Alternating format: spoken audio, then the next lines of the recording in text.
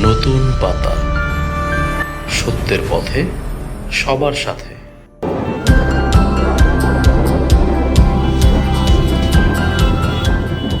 নেত্রকোনা সদর উপজেলার ২ নম্বর মেদনী ইউনিয়নে বৃহস্পতিবার সকাল ১১টা থেকে বিকেল ৫টা পর্যন্ত সম্ভাব্য চেয়ারম্যান পদপ্রার্থী রফিকুল ইসলাম খানের নেতৃত্বে ও সমর্থনে একটি গণর্যালি অনুষ্ঠিত হয়। র্যালিতে ইউনিয়নের বিভিন্ন এলাকার স্থানীয় বাসিন্দা, নেতাকর্মী ও সমর্থকরা অংশ নেন। পরে র্যালিটি ইউনিয়নের বিভিন্ন সড়ক প্রদক্ষিণ করে এবং সাধারণ মানুষের সঙ্গে গণসংযোগ চালায়।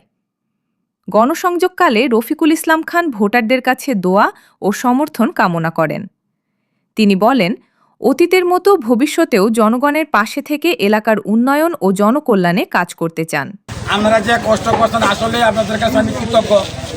আর মূলত ইলেকশন আমার লাগে যে শেষ, আমার জন্য আমার বয়সের তারতম্যে আমার জন্য এটা শেষ ইলেকশন। আপনারা প্রত্যেকেই সুপারিশ করবাম।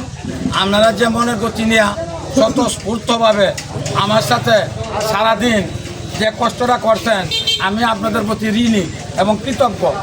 আর আমি আপনাদেরকে আরও বলবো যে ইলেকশন তো শেষ না, সবেমাত্র শুরু, আরও সময় আছে।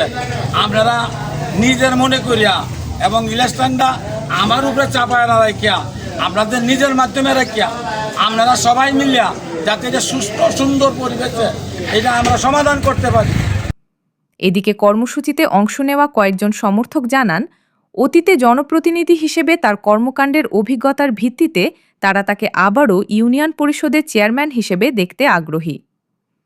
উল্লেখ্য, স্থানীয় সরকার নির্বাচনকে সামনে রেখে বিভিন্ন সম্ভাব্য প্রার্থীর প্রচার ও গণসংযোগ কার্যক্রম ইতোমধ্যেই শুরু হয়েছে।